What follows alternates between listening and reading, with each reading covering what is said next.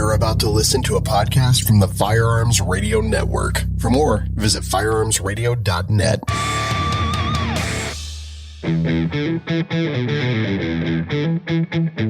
Welcome to the show, baby. Yeah. Welcome to the Firearms Insider Gun and Gear Review Podcast, episode 573. This episode is brought to you by Primary Arms Walker Defense Vaseline Intensive Care and Excess Sights. Oh, man. This is way too early for us to be off the rails. Yeah. Way too early, Chad. In this show, we'll be discussing the Mete Prime, a new component trigger, an optic mount, and a retro upper. As you may know, we showcase guns, gear, and anything else you might be interested in. We do our best to evaluate products from an unbiased and honest perspective. I'm Chad Wallace, host of the most dedicated firearms podcast around. And with me tonight, we have Tony and Rob. Rusty's working, so, you know, he's out of the picture, at least unless he drops in, which he's been known to do once in a while.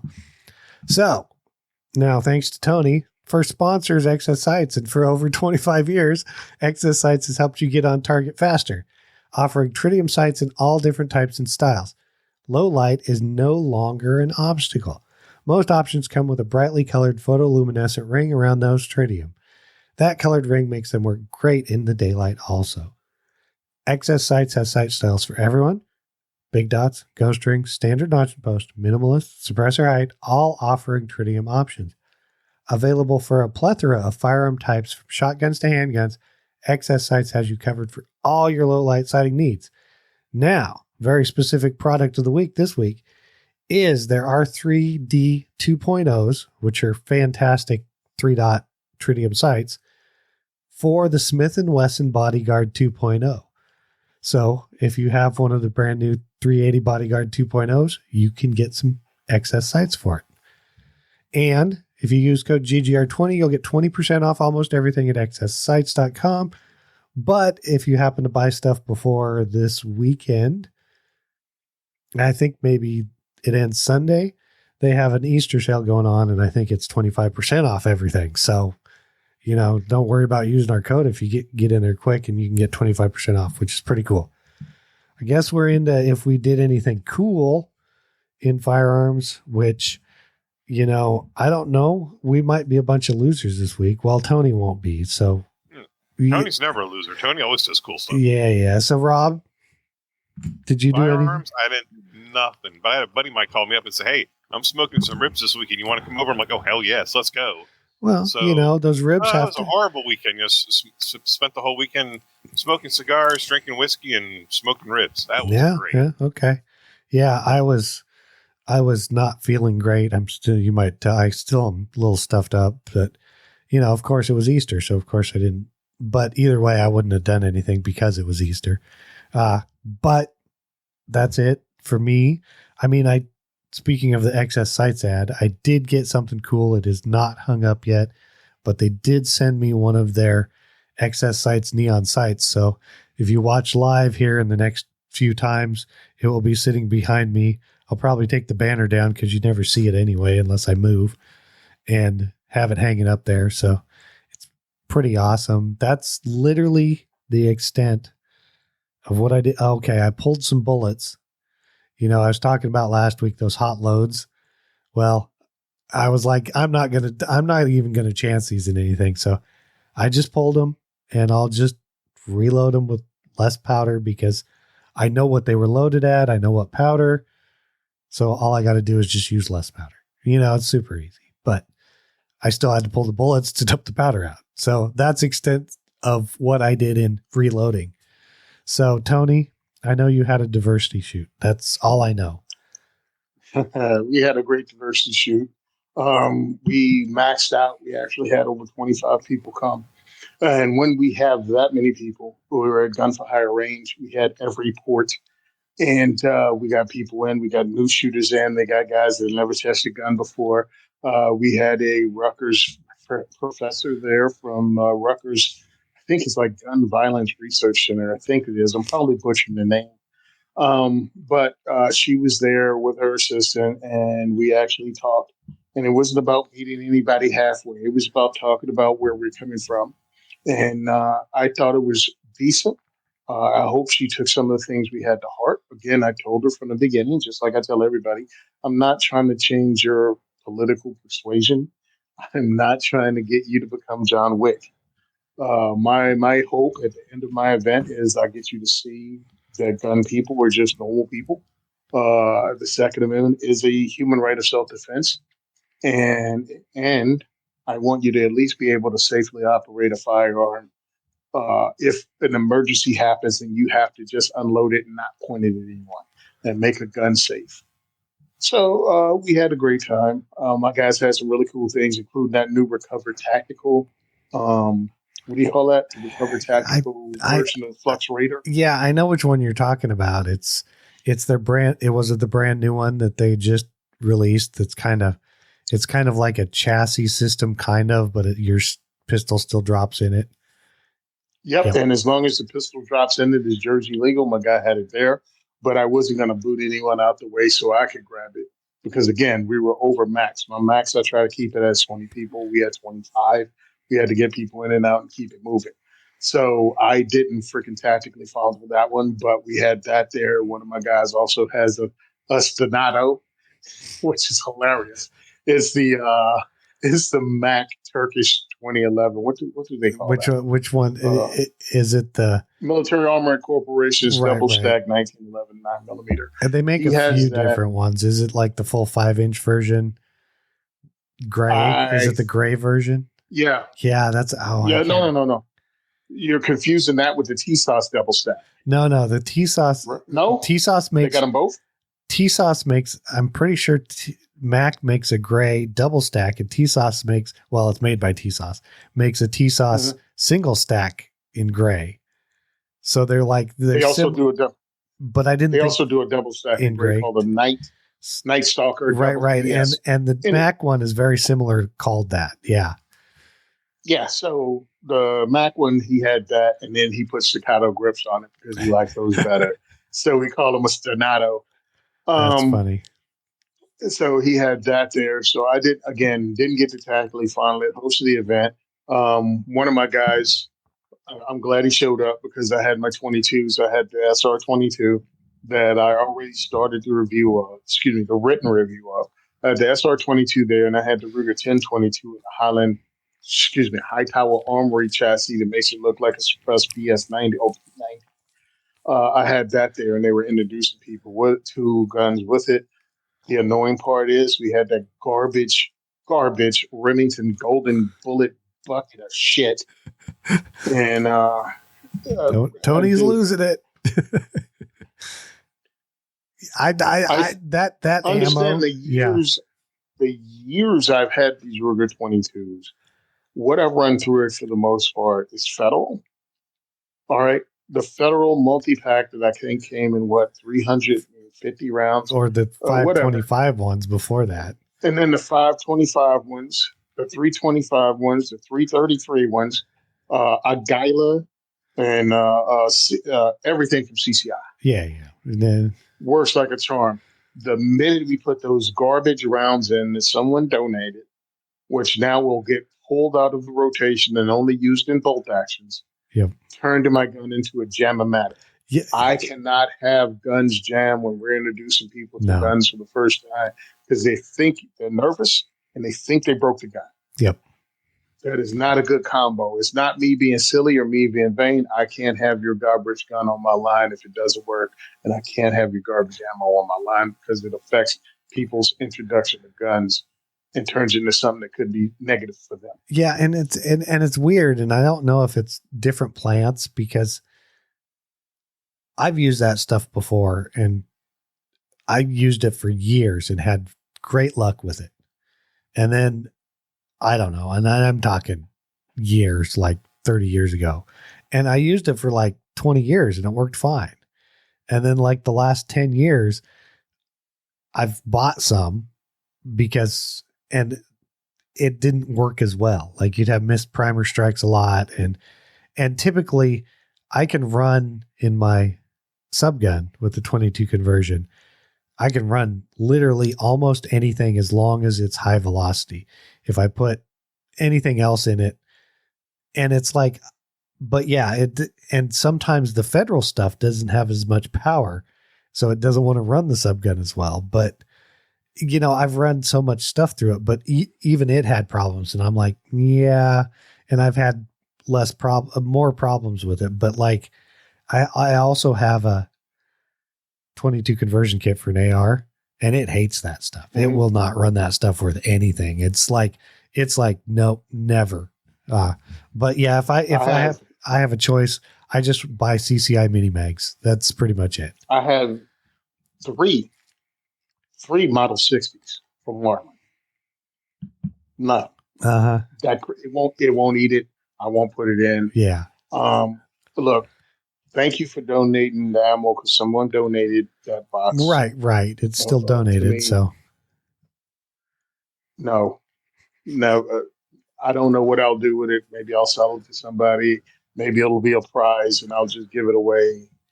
I don't know, but I won't put it in my firearms because we can't have that. Right. Exactly. So, well, I guess that finishes that. You can't have what kind of ammo can you have up there? It's the Golden Bullet Remington stuff. He can have Remington it. Golden Bullet. It's just junk. It's just bad. Yeah, it's junk, and it jams guns up, and I can't be introducing people to firearms. The day all of a sudden they're nervous, and they think they broke a gun, and that starts them off. Yeah, you don't want that. Exactly. Guess that leads us to our friends over at Patriot Patch Co. Of course, Patch of the Month, Easter Bunny, some guns. Okay, that was this month. So I don't know what May's is. So, but definitely go check it out. You know, everybody likes patches. I mean, I got tons of patches just laying around on this desk. See, here's another Patriot Patch Co. So definitely check them out. They're our friends, literally. So we can say that. And don't forget to check out our affiliates discounts. There's a ton of them over there. You can save yourself some dough, or even if you don't want to save some dough, you can help us out with a few pennies here and there. Now, I guess we turn it over to Rob. The views and opinions expressed in this podcast are those of the individual co-hosts and do not reflect the official policy or position of the Firearms Radio Network and or their employers. This is not legal advice, nor should it be considered as such. Viewer discretion is advised. This is especially true on live shows. Hey, and our product spotlight tonight is going to be sponsored by Walker Defense Research. Walker Defense provides shooters with the finest, most innovative quality tactical accessories and firearm components around. From their Nile grip panels to their Nero muzzle brakes, no details are ever left behind. Only top quality materials are used in the manufacturing process. Together, all of this gives you some of the best firearm performance around. Everything they have to offer is proudly made in the USA. Walker Defense, where American ingenuity meets bleeding-edge technology. Hey, and our Walker Defense product of the week is their custom combination Nile grip panels. And remember, use the code INSIDER15 for 15% off everything. Is this everything at WalkerDR.com, Chad? Yeah. It's everything. Sweet, I have everything. I mean, because they make high quality components and they don't make a ton of them, you know, which if our listeners probably know, but if you don't, check them out. And yeah, it's everything. I even added, when they had some on there, their little bottle openers that are also Cool. Inconel, and it still worked on those. I don't think there is a product that it doesn't work on over there. And Rusty's not here to brag about how cool Drew is. So, you know, but he is awesome. So, and they did just renew not too long ago. So they'll be a sponsor for another 6 months. And we like it. And thank you, Walker DR. Yeah. And, you know, Rob's the only one that hasn't moved into the 20th century with M-Lock rails, so he can't use the Nile grip panels. So, well, I can't help it if what I've got is designed to work really, really good. Hey, remember we were at SHOT Show 2 years ago, and your buddy from for Pete's sake, Tony, my buddy. No, Tony's friend from that pistol company, the guys who did the Yeet cannon, High Point. Oh, Dave. We were talking about the Barnes Precision rifle, and he's like, "Yeah, that's the best rail system you got because you screw the adapter right." You know, he works for High Point. He can't be right. And I hope he hears this. Oh, you gotta love it. I know. Because he is right. That's the best way to do it, because you're not screwing a connector hoping to connect. You're screwing it directly into the freaking forend. And that's the thing is depending on what you're doing, yes, that is. I just don't see I don't need to upgrade my forends just to get a new stupid system. I've got them set up the way I want them set up, and I don't need to change stuff out all the time. That's the thing about people. Oh, we got to change this out. No. Why? I got it the way I like it. I'm going to shoot it the way I like it. And if you don't like it, you can lump it. We need to get Rob. We need to get somebody to send Rob something with an M-lock, an upper for review or something, so that he'll get an M-lock handguard or something. Maybe we'll all see what we can do.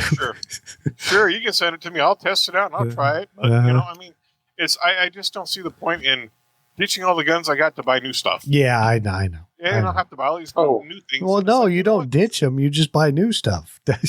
Yeah, but just continue. We know, Rob. We know. We got to harass somebody. At some point, you got to say, I got enough. That's what? Well, look, man. You know something? Well, look, I'm in Florida, dude. How many ARs do you have? We're docking his pay, okay? Oh, no. Wait a minute. I get paid? How many ARs do I have? We might not want to play. We can't play this game on air because just saying that might YouTube might drop us. Like we said, we do not have a main topic today, so we're into this product spotlight discussion. First up, the Canik Mete Prime, or they call it the MC9 Prime. I don't care what they call it. MSRP is $649.99, or if you want that one that has an optic on it, it's $849.99. Either way, it looks like your Canik Mete. I mean, it really kind of does. But we'll get into all the new stuff it has on it. They made it nice on me because it's got a new full grip surface stippling. Okay. That new magazine release. It does have a flat face trigger with a 90-degree break. I do like the looks of the trigger. It looks like it would be a comfortable trigger to shoot. Large trigger guard, more texture on the trigger guard. It's an enhanced slide stop lever, which means I don't know if there's much difference. It might stick out a little more. I don't know. They say it's got a flared slide so you can rack it easier. I mean, I've seen ones like this. It's like, does it help? Maybe if your hands are wet. Who cares about the new optic cover? It does have the new laser engraved barrel, serrated barrel chamber. I don't know why. Barrel fluting. They do all kinds of stuff. New extended back straps, low profile magwell. This is all the stuff they say. Beaver tail. It is 23.38 ounces. It is 17 rounds. It comes with, we can't say this name on here. It comes with tritium sights, but they're not XS sights. So no, they're night vision sights. So, I'm not going to say bad things about them. I like the people over at Night Vision too. So it is 9mm, of course. It takes the Canik subcompact size magazines, kind of, but they're not really. They're the long versions. Overall length is 5.73 inches. Barrel's 3.54. Height is 5.43 inches. It's 1.16 inches wide. Now, really what makes it new and it's super exciting, besides you can put an optic on it, which a lot of theirs you could, it is it's a ported barrel. And so the slide's ported also. You get that. It does come with a holster. Comes with a bunch of stuff that actually is kind of cool. I mean, the holster I hear is not terrible. Like if this is your only gun, the holster is not like a super crappy holster. I don't remember I couldn't find how many mags it comes with, and I didn't actually look just to see. It just says it's an extended one. So, it doesn't really give me a lot of information, but I mean, the mechanics are nice. And I mean, they're not a bad firearm. Now, Tony tells me it's also made in America, which is new for them. I don't know if it's completely made in America, as some parts are still imported, but that's also new and could be important in the future. I don't know. I haven't felt it. I would like to see one. Last time I was at the local big box gun store, I didn't see one, or else I would have asked to actually see it. And there's a good chance I'll get one in, so I may be able to see it. But yeah, I mean, I'm like, okay, so this is, I don't know which Glock version this is, but it's basically the shorter barrel, full size frame is what I get out of this. So it's because of the length of the barrel. It's actually a shorter length than the Glock 19. Right. It's more like maybe between Glock 19 and Glock 26. Yeah, I was going to say it's like right in between there. But yeah, but still a full-size grip. Yeah, full-size grip. All right, so I'm looking. You done? Yeah, I'm done listing all the stuff they say is new and exciting, and I don't know if it's super new and exciting to me, but go ahead, Tony. I watched the videos of guys who I can determine how much bullcrap they bullcrapping. I'm not saying they're lying, because you have to figure out who's who, right? Right. You watch reviews of other people. Now, how do I start this? Canik has a lot of firearms, and this is what's been annoying the shit out of me since they came out with that Terran tactical crap. All the talking heads will blab and say that every Canik gun is the greatest Canik gun ever made. And I think for me, it started getting a little, it turned into horse crap with the Canik thing, because the Terran tactical thing, because I've shot rivals, I've shot Steel Rival, I've shot a lot better guns than the Terran tactical in the Canik line, and I'm seeing the same things happening with this. Oh, it's the American-made built-in comp. Three different people, all who I know, two of who I know personally, said the comp doesn't do anything, because you have a 3.5-inch barrel comp 9mm, and you're going to lose it. So what the comp does is just make the gun louder and shoot stuff up through the top of the gun, which makes a difference. If you're shooting from retention, you better pay attention to that. If you're practicing shooting from retention, i.e. having the gun back on your body instead of punching out, you need to pay attention to that and maybe can it over a little bit so you're not blasting stuff into your face. That's one thing. Another thing is looking at the price that they have. There's multiple guns that I scan through that have a lower price point than this. The other thing that gets me is the fact that if I have a full-size handle, I don't need a 3.5-inch barrel. That doesn't even make sense to me. The grip is where it becomes easier to conceal if it's a carry gun. I'm the same way. I'm like, if you're going to give it a full-size grip, give it at least a 4-inch barrel, at least like Glock 19 size, or I mean Glock 19X or Glock 45. Yeah. So I'm looking at that going, if I'm doing this again for $150, $200 less, I got full-size guns in the Canik line I can use. I got the smaller Canik, and I'm only on their page. I got the MC9CA. I got that's the California one. I'm sorry. I got the MC9 or whatever it is. Yeah. Yeah, I have a lot of different firearms I can use that are a lot less money, including the brand new MC9L that they just put out that has the full-size grip and the short barrel. If I want that without the silly-ass comp, that doesn't sound like it's doing anything. Oh, but it's American-made. All right, fine. You want American-made? Let's go to the Ross Martin RM1C comp for $489. I mean,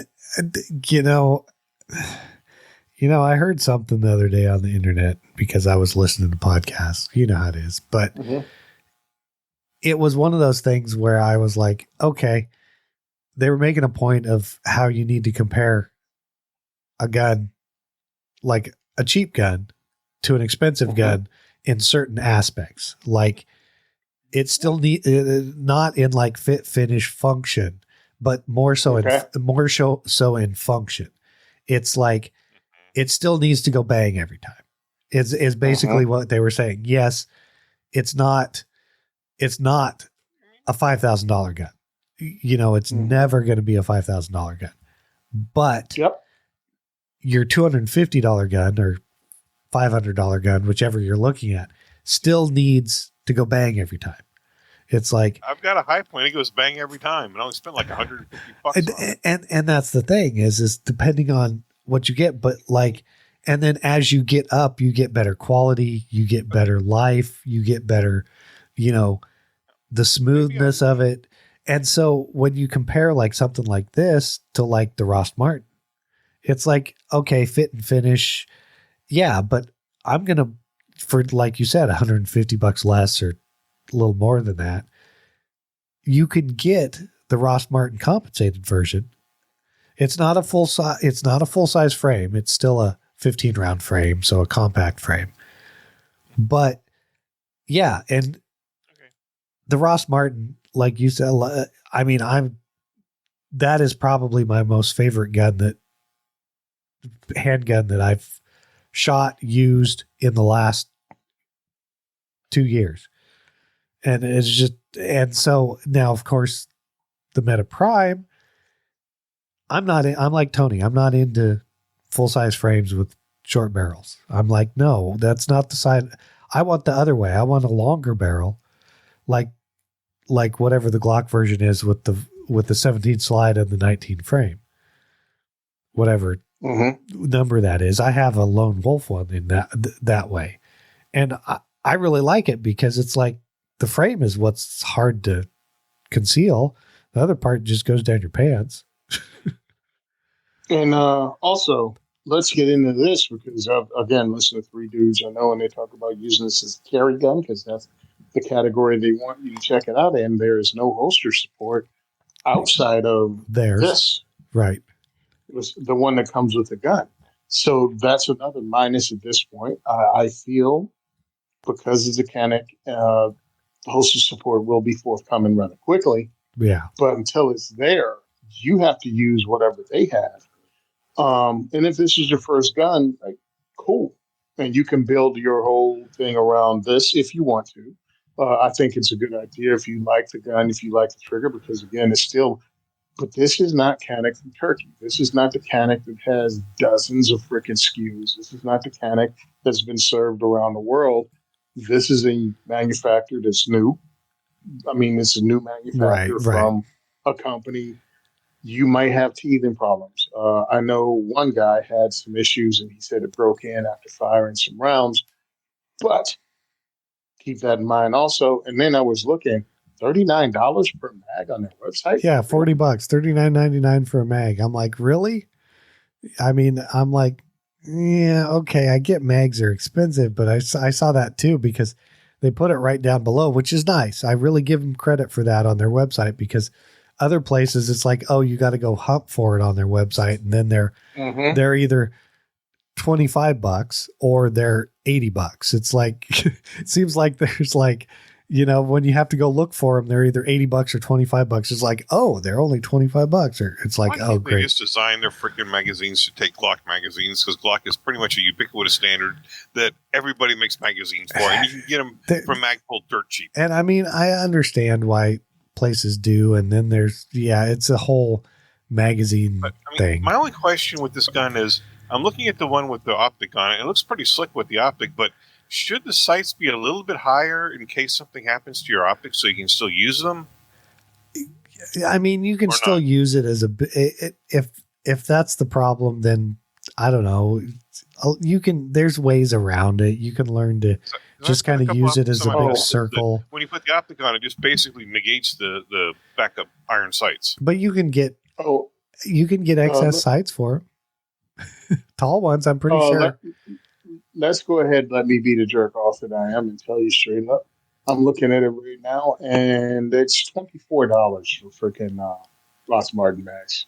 Oh yeah. Well, I'm just because we like the guys over there, all except for maybe one.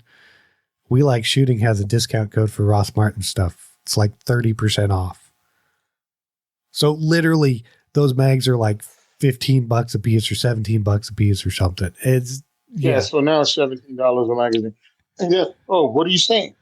All I'm saying is there's other manufacturers out there. When you get to the $650 MSRP of American-made striker-fired pistols with a comp that kind of beats this where it is.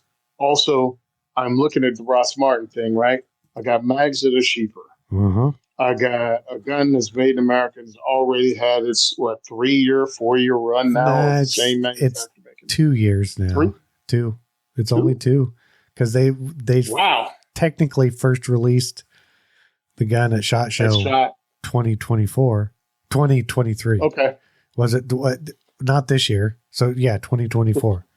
Yeah, 2020. and then they released the subcompact this year. So they cranked them out. They're making it work. It's an American-made company. It already has holster support. You can buy multiple types of holsters off at their website. They even have their own performance trigger. I just saw that, by the way. They have their own performance trigger. So for less money, you can build this into the best Ross Martin you can have and actually have holster support, extra magazines, and everything, and still come on top of this particular cannon. And again, I'm fine with buying anything else in their line. So it's not as if I'm trashing Canik, and I'm not even trashing this product. But once you start being made in America, you took yourself out of the category that Canik kicked butt in, which was a hell of a deal for all the gun that you got. And now that's kind of gone. Yeah. Yeah. And exactly. It's like we've all watched like Canik come up from when they first started getting them in, you could buy $300. $249. Yeah. $249 to $299. Yeah. Yeah. And now as they've known more, added more stuff, the price has gone up. Now, of course, price has gone up some, but they literally have doubled their prices, if not more now. And so, yeah, I get that. Yeah, it's some of the other versions are worth the price you pay for them. Tony and I are just, why this one? We're not into it either. So I guess we can put the Canik Mete Prime down, like Tony said. Just get one of the other ones of the Caniks. It's on the back burner. That's right. It's not, and I mean, it's kind of same type of deal. Don't buy a first-year model car. Don't buy a first-year model gun. So let other people deal with it. I mean, or don't buy a fifth-year model SIG. Or, oh, did I say that? Out loud, you did, sir. Uh-huh. It's on the internet now. I never lived that one down. And the thing is I have 2 SIG 320s even. So, but that is the Canik Mete Prime. Now, CMC, the trigger company, has come out. Now, if I remember correctly, CMC has one of the patents on the cartridge style trigger.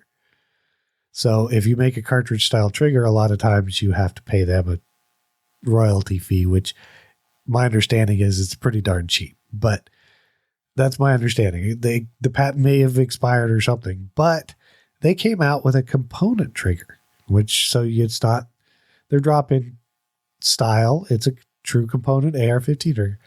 MSRP is $139.99 to $164.99.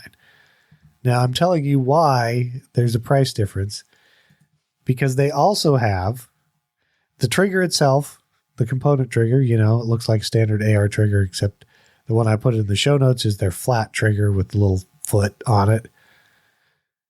The more expensive is because they have an assembly tool, and it's kind of like a cartridge. It slides over the trigger, and it's got some zip ties on it, and you slide everything in, and like literally slide it in, put the pins in, and then you take this piece off. Oh my God, that's actually pretty cool.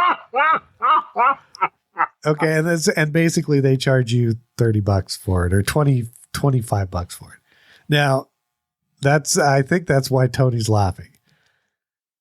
But that is the greatest. I mean, it is. I mean, it's fantastic. It's kind of slick, dude. I mean, I put so many lowers together that it's like, you're trying to fidget everything in there. No. Just like drop it in and put the pins through and you're done. Yeah, exactly. I mean, it's genius. I'm not saying it's not. If they could just make it better to put those freaking retaining pins in. Now, for me, I'm not paying the $25 for it. Basically, I'm like, I don't have any problems putting a component you get trigger. It for free. Gotcha. I understand. Yeah. Now, no, it's. I know how to do it without having the little package, but I totally understand. Yeah, and truthfully, this may change who I recommend for you to get your trigger if you're going to do your first AR build without anybody around. This little extra $20-$25. I don't see anything wrong with going, hey, dude, look, there's a couple complicated areas when you're putting together an AR lower. One of them is getting the trigger right, and one of them is getting a damn retention pin in, and in a couple of different places. Other than that, an AR is easy to snap together. you can go to the hardware store and you could buy a clevis pin. You could buy a 1/4-inch clevis pin. Clevis pin, yes, 100%. 100%. I think that one cost me. I bought like a 3-pack once for like $3. You know what I found out? If you take them and you put it to get those pins, if you build it in a box, that way when the pin shoots out, it'll hit the box and it'll lose all of its kinetic energy. Hit the bottom and you just pick it up and try it again. Yeah, but with who used to talk about doing that? Grant? Might have been. On AR-15, said put it together in a plastic bag in a Ziploc. Oh, I can't remember. Was it Reed or was it somebody else? Reed. It might have been Reed, yeah. I could ask him. I got his number. Now, so let's go on with it. If you've got carpeting, you're screwed. If you got shag carpeting, it's gone. You'll never see it again. Right. Yeah. Now, back to the CMC component trigger.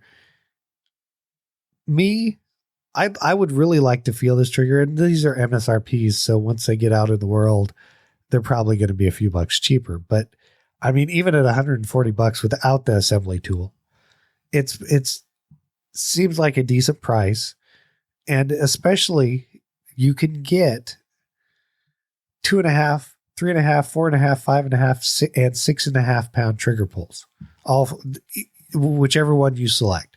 They're the same price, doesn't matter.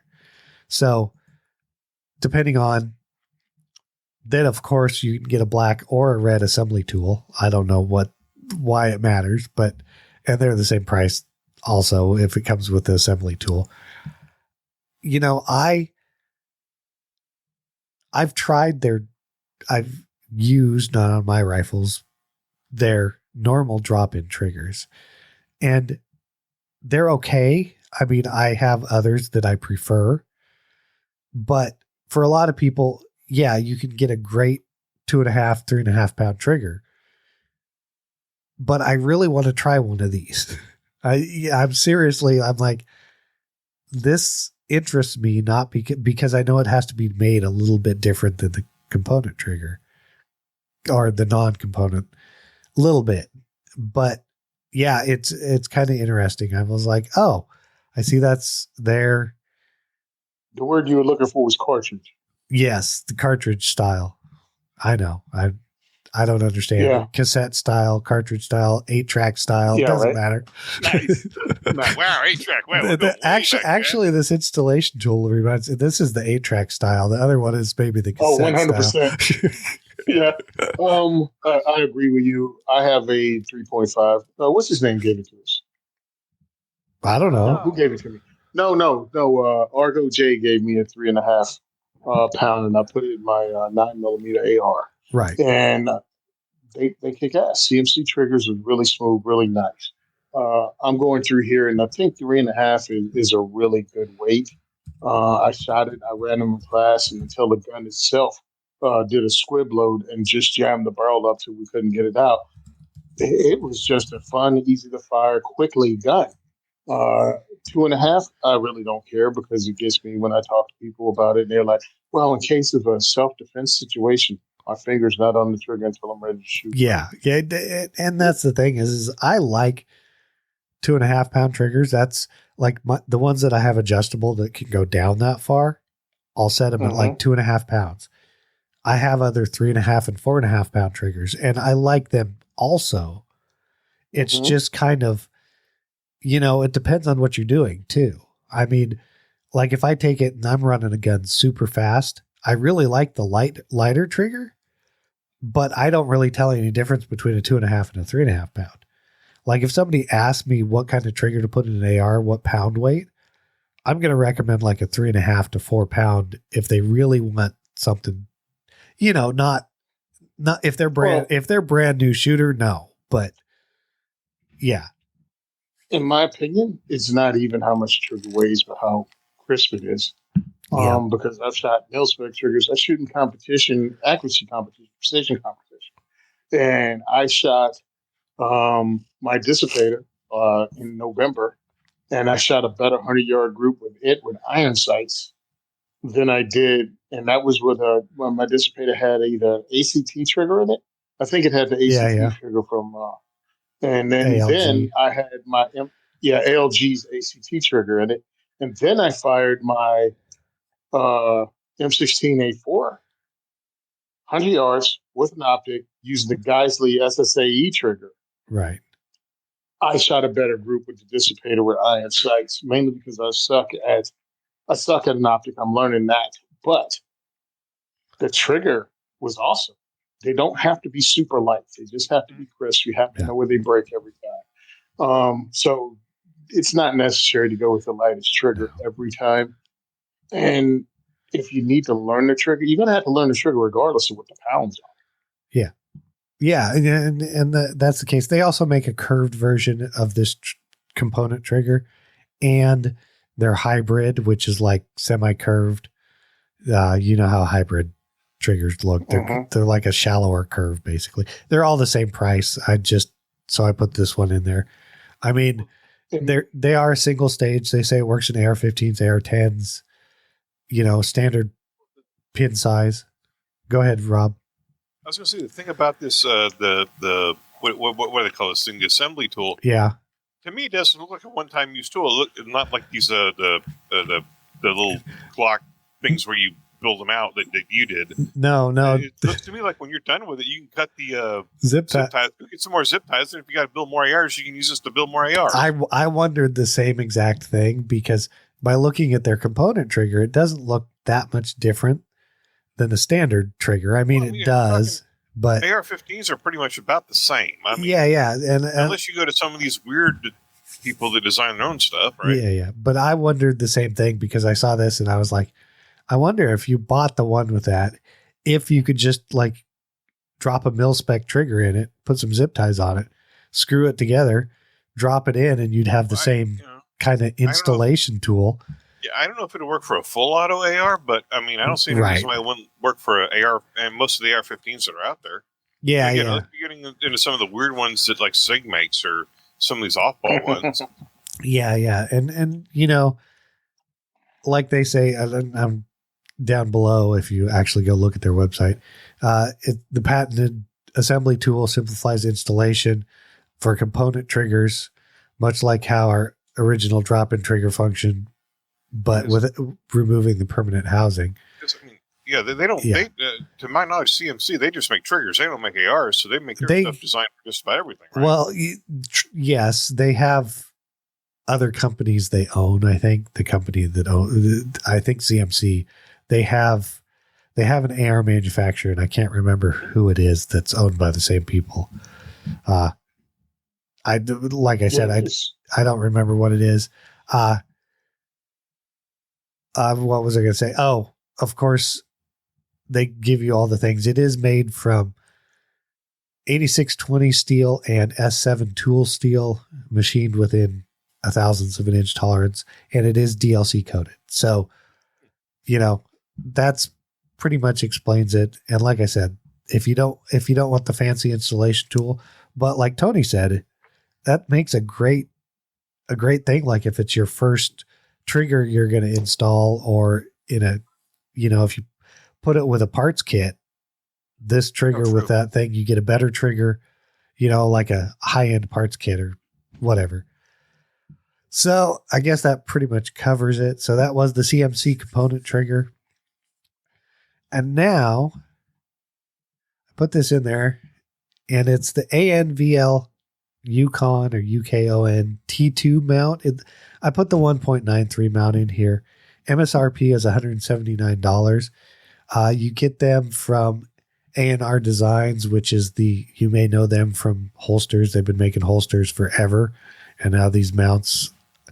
And what this is like I said, this one happens to be the T2 mount. So if you have a red dot, a lot of them have a T1, T2 mount, which is pretty much the same.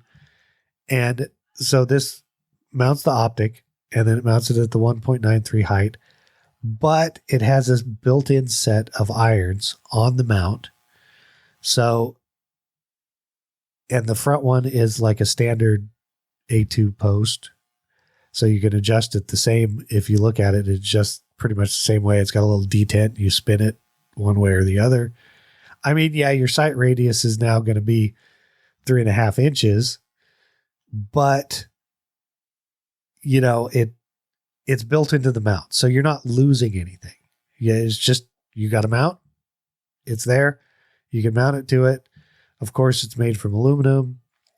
Like I said, total height is 1.953 inches.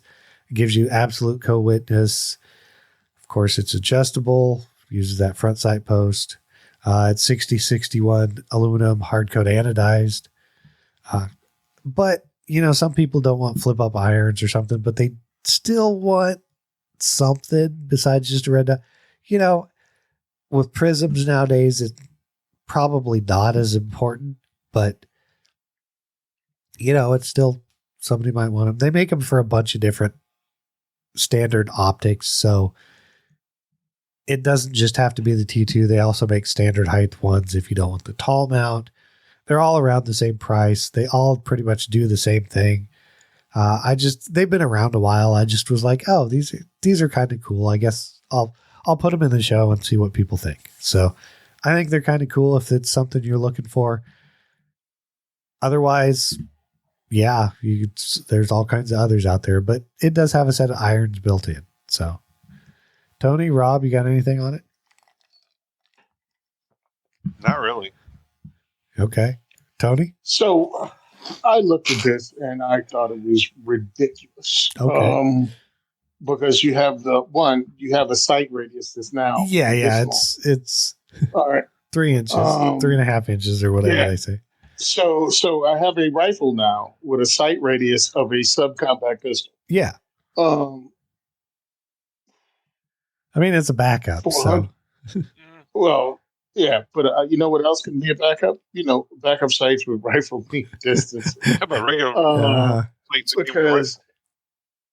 because well, we're going to talk about this in the next thing. The more solid the sighting system is, the more dependable it is. I love the people that go, "Oh, you can break iron sights." How many times in your entire life have you broken iron sights compared to the number of times that an optic went down? There's a reason my go-to rifle still has an A2 post on it. Do you mount this to the frickin' it's just barrel, or where do you mount this to? The top of the receiver. It's the mount. You mount your optic to it, and then you mount it where you would mount your red dot normally. Mm-hmm. Yeah, it's just it's just you an mount it where optic. you know that's a red dot. It's just a red it's dot just a mount. riser. Yeah. And I get it. And if you want it, cool. But I'm looking at it and I'm like, I have a shorter sight radius. I just paid a gang of money for this thing compared to I usually get it with a mount. You know what I mean? It's $152. Now I have to zero this short ass thing. Yeah. I mean, I get it. And some people, I don't hate it. I like it. No. But I do think it's kind of ugly. That is the one thing I'm like, because if you look at some of the other high mounts that don't come with optics, yeah, they're still $180 or $150. They're in the same price range because, they're built sturdy and stuff like that. But, some people like it. Some people don't. I'm not keen on the short sight radius, but I mean, it's if you like it, yeah, it's different. It's different. It's just different. Cool. Whatever. I mean, I'm not going to trash the company. It's different. I don't think it's a bad thing. I just go, wow, this is a really freaking short sight radius. I got the problem solved a couple of different ways, either with, flip up iron sights with fixed iron sights. Like there's other ways I can Yeah, handle this. or we can always now that is the Anvil Yukon T2 mount. But if you want something super secure, like Tony was talking about, I did kind of put this in the show notes for a certain reason together. Luth AR has come out with their A1 Slick Side Retro Complete Upper. So yeah, the complete upper, bolt carrier group, everything. So literally, if you can find a retro lower or slick slide non-fenced lower, something like that, you can get yourself a clone. MSRP is $629.99 or $639.99. Really just depends on if you want the gray or the OD green. So now, of course, it's not a 1 in 12 twist barrel. It is a 20-inch chrome lined barrel. It is 1 in 7 twists. So that's basically the updated part on it. Or, I mean, it's all brand new either way, but it's made to shoot the new stuff. It does have a pinned front sight base. It is a pencil barrel at 6.25 diameter. So we're talking, it's pretty good. They've done good so far. It is a non-F marked sight base, which is the A1 style. So, has the triangular handguard on it, which, okay. And the A1 charging handle also, the little triangular one, you'd have to see it. Has the duckbill flash hider. I mean, they did everything. If I were going to build a retro gun, this pretty much makes my life a lot easier. A lot easier. Standard A1 sights. Like I said, it is chrome lined. It is 5.56 NATO. It has a manganese phosphate finish. I saw this, and really, if you think about it, the price is not terrible for what you're getting. It's basically, heck, trying to find A1 just uppers, slick side uppers anymore is a nightmare. But yeah, you get everything fixed. I mean, I saw it and I was like, this is fantastic. I'm glad somebody else is making these, and I think it's a fair price. That's me. So what do you guys got on? 100%. Oh, yeah. What do you got, Rob? I think this is pretty slick, man. Yeah, it's a slick side. I mean, if you've got this won't fit on the standard AR lower. Yes, 100% of it. Oh yeah, yes, it will. It just won't look retro. I mean, now if you have a Colt SP1, an old school one. Oh wait, you basically have this anyway. I mean, with the solid buttstock. Well, the solid, but the A1 buttstock. I mean, yeah, the shorter the one. A1 buttstock because the buttstocks wouldn't look period. Right? But you would also want a non-fenced lower, which means the mag release isn't fenced. It's not. It's just slick, basically. If you saw one, you'd see it. If you wanted to make a retro clone. Now let me jump in. Please. Cloners are assholes. Cloners are assholes because they'll take a snapshot of something issued in time and ignore how the gun changed over time. Right. I think these are great. I think the one that goes one up is better with the C7. That's the A1 with the A2, the A1 rifle with the A2 handguards. Right. Because guess what? As these rifles got older in service, they got upgraded in service. So you would see M16 A1s with A2 lowers and weird stuff. Yeah. And different freaking charging handles and different things. So pretty much anything you could put on the gun would change it, including putting a M4 stock on an M16 A2 and adjusting it. But they all get locked into this, how it was issued at this particular time, brand new, and they ignored it. The thing has a damn near 60-year service life, and they look different along that whole path of 60 years. The reason I'm getting into it is this. I think it's awesome, but before you buy into it and let cloners bully you, understand this is a fad that people are going through. Now, there are people like me that love stuff like this, but I say don't wait. Get them now because they're plentiful. This in the time the people are wanting them. So get yours now if this is something you're into, and don't waste your time waiting for the price to go down. No, This is it. Strike while it's hot. Delton just went out of business today. Yeah, so you're not going to get the Delton ones. Yeah, so you're not going to get stuff from them. You can't even look at anything on their website. It's shut down and all it's there. Goodbye. Yeah. So when you got something like Luth AR making these things, I say jump on them. Yeah.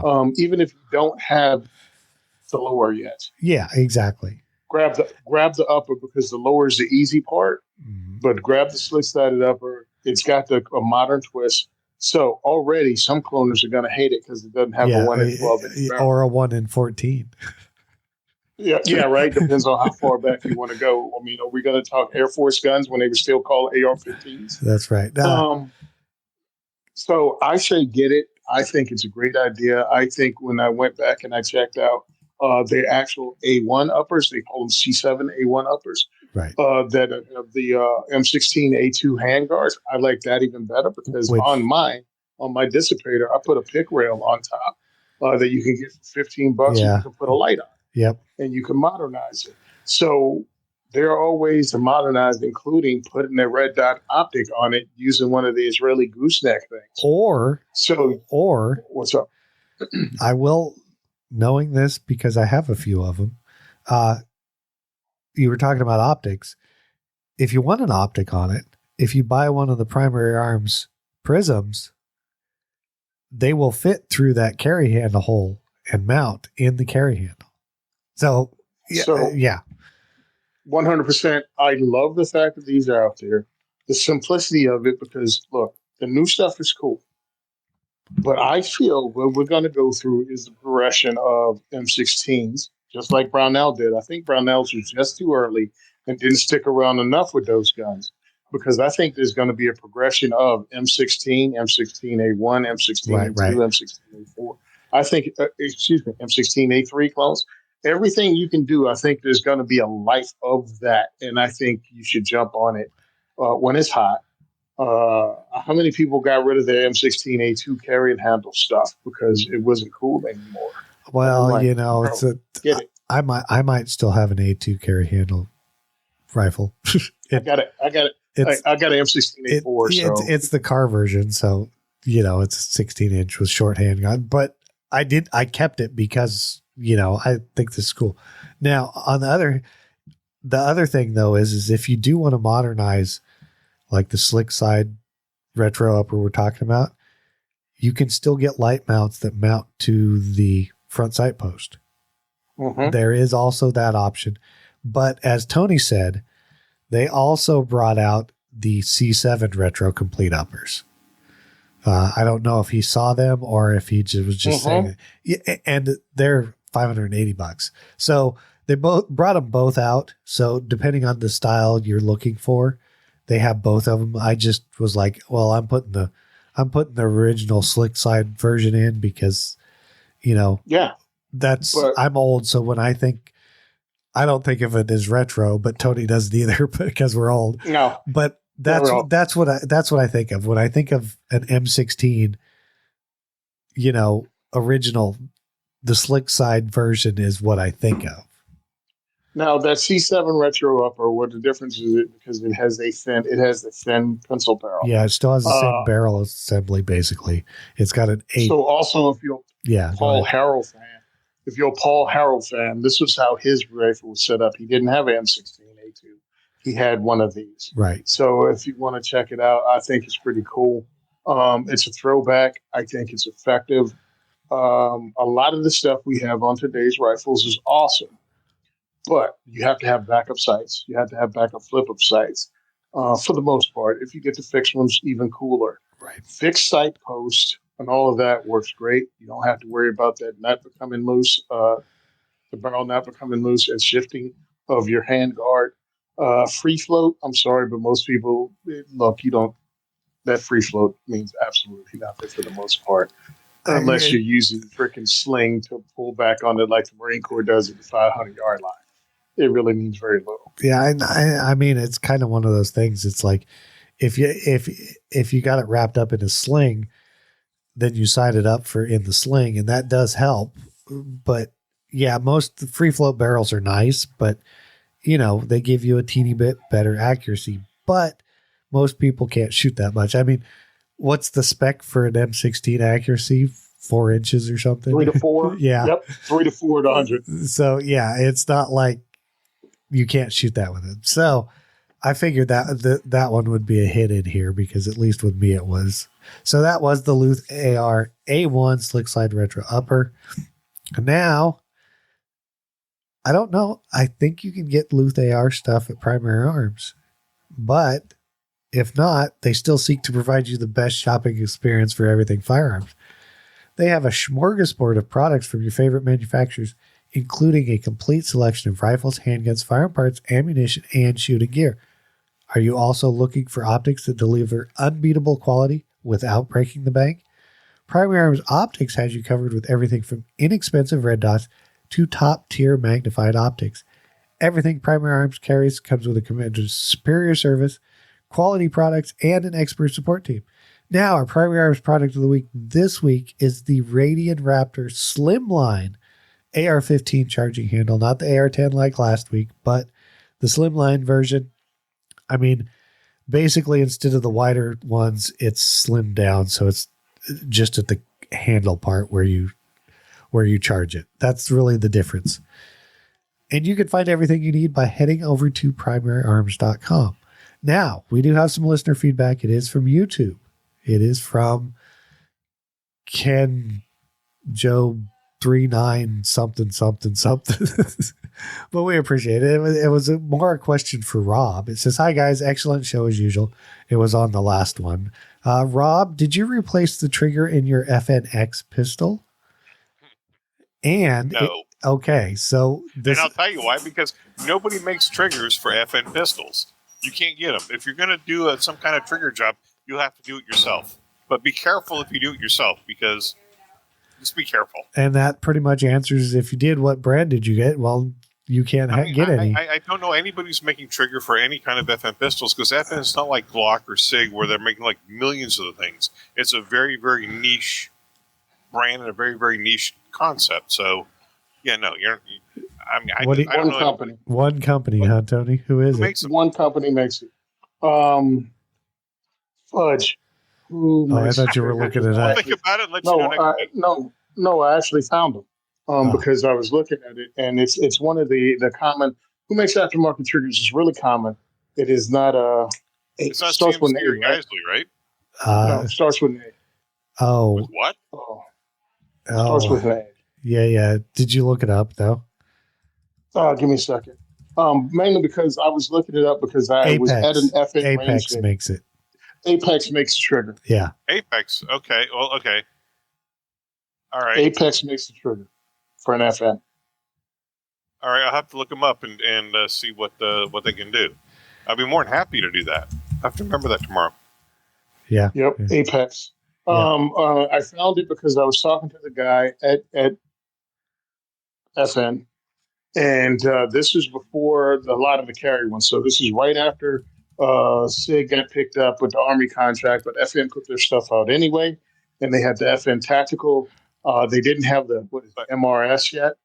Like, it was the week before they put out, their carry one. So they were still doing the military things, but they already had an Apex trigger out, and he had it in his personal gun. And you can tell a freaking difference. Now, I don't know if they also have stuff for the FNX. Right. It just says... I'll say this. There's a difference between the FNS and the FNX. S, I'm sorry. Excuse me, FNS. Right. Sam. X is the 45, yeah. Right. Because the FNS is a striker, FNX is the one with the hammer. Yeah. That's the thing, though. Okay. They use different freaking magazines. All right, you cannot put an FNS and an FNX9. You cannot interchange their magazines, which is absolutely insane the way FN designs their stuff. Yeah. You have to really love Fabric National Herstal in order to buy FN products. There you go. I kind of do. I'm a fanboy. Yes, everybody knows. All right, fine. But here's the thing. I mean, rather than upgrading a trigger, I think it'd be better off to get a couple cases of ammo, go out to the range and practice, dry fire, do that kind of stuff, get really, really good at your gun, and then you can upgrade the trigger. Yeah. Yeah, if you And can in even my find opinion, it. and I'm probably wrong. People probably say I'm an idiot, but Well, we say that all the time, Rob. But Yeah, well, you know, this time you may not be. hey, Chad, kiss my ass. Yeah, but yeah. So right. you know, Rob. But yes. So there's your answer, and that's basically the only answer. Is Apex makes good triggers. They make good stuff. I mean, so check out Apex, and yeah, like Rob said, they make good triggers. Now we did have a question in the show notes or in the live chat for Tony about when the next diversity shoot is, but I said Tony's going to tell us right now. Yeah, the next diversity shoot is May 15th. May 15th at Union Hill Gun Club in Monroe, New Jersey. Tomorrow morning, I'm going to post these up because I've been meaning to do it, but I've been on the road. So May 15th is the next diversity shoot at Monroe, New Jersey, Union Hill Gun Club. After that is June 19th at Gun for Hire Range in Woodland Park. So those are the next two that are actually going to be put up on the website. I'm down here right now, going to do NRA and RAM, and I'm going to be doing the Second is for Everyone Second is for Everyone podcast from the floor of NRA. I have my own booth that I'm going to be in from 9 to 12, Friday, Saturday, and Sunday. I've been booking people this week to be on the podcast. So I got Zeke Stout coming in. I have Dave from High Point coming in, dropping bombs. So High Point got some new stuff going on. So I brought him in. Who else? I got Pete Brownells. I'm going to be interviewing him. I reached out to the head of the Virginia Self Defense League. Yeah, Virginia Defense League. Hopefully I can have Phil on the show. So I'm reaching out to people I know. Oh, yeah, and Adam Kraut's going to be on. So I'm talking to people I know that are in the advocacy realm and also firearms and firearms-related things because I find that interesting. It ain't always about the new stuff being released because that's SHOT Show, that's goals. But why not be able to talk to the people that are movers and the shakers in Second Amendment advocacy? And you can actually get introduced to them. So that's what we're doing. And I can't wait. I'm really excited about being down there at NRA, even though I'm not excited about being in friggin' Atlanta. Yeah, I get you. Well. Oh, and by the way, next year's in Houston. Yeah. Ew. Okay. Well, so you're going from Atlanta to Houston. So, I mean, at least you get to carry your concealed carry piece a lot. I mean, if you in Orlando, for God's sake. If you go to Houston, at least you can like drop into Primary Arms and check out what they have. Well, you go to Atlanta, you can stop by and see a couple people, including Patrick Collins from Gun Food. He actually lives in Atlanta, and Kevin Dixie lives in Atlanta. So I'm going to actually be stopping by and going to one of their parties. Brownells invited me to their after party, so I'm going there. But, you know, me and after parties, I'm going to be in bed by 9. I don't care what you do. All I'm going to say, I don't care. All I'm going to say, and Rusty will back me up, don't eat the shrimp. I knew that was coming. Do not eat the shrimp. Do not. So that's all I'm saying. Well, your first hint is don't eat shrimp in the desert. I mean, I'm thinking anywhere that's past about 3 hours from the ocean. That's what I'm thinking now. That's my story I'm sticking to. So I got you. So that pretty much sums it up. Now, you can send her your questions, comments, or feedback to gungearreview@gmail.com, or like Ken, you can just leave them on the YouTube review show and we'll get to them. Don't forget to subscribe and leave us a review somewhere. We appreciate it. Be sure to visit the Firearms Insider at firearmsinsider.tv because, of course, you can get reviews. There's links to the show. There's links to the discounts. It's all there. You can find it. You can also check us out on Facebook, X, and Instagram at Firearms Insider. If you want to watch the show live and want to get notified, you can always subscribe to our YouTube channel before they kick us off completely. Don't forget to check out all our great sponsors. And thank you for listening to the largest pound for pound podcast on the network. And we are out. Epstein didn't kill himself. This podcast has been a production of the Firearms Radio Network. For more, visit firearmsradio.net.